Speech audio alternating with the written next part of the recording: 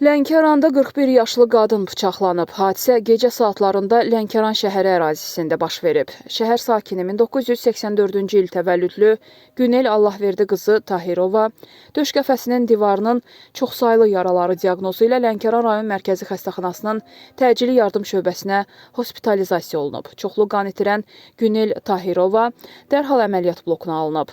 Həkimlərin səylərinə baxmayaraq o əməliyyat zamanı dünyasını dəyişib.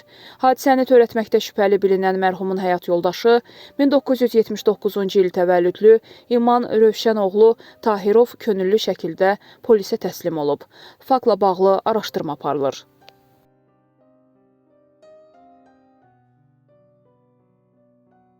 Bugün səhər saatlarında Sumqayıtda iki piyadanın vurulması ilə nəticələnən yol nəqliyyat hadisəsi baş verib. Hadisə 4 nömrəli məktəbin yaxınlığında qeydə alınıb.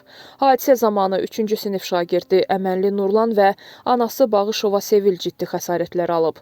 Yaxınlarının verdiyi məlumata görə azyaşlının iki ayağında sınıq aşkarlanıb, ana isə komadadır. Laçın rayon sakini olan hər iki şəxs Sumqayıtda aidiyyatı üzrə xəstəxanaya yerləşdirilib.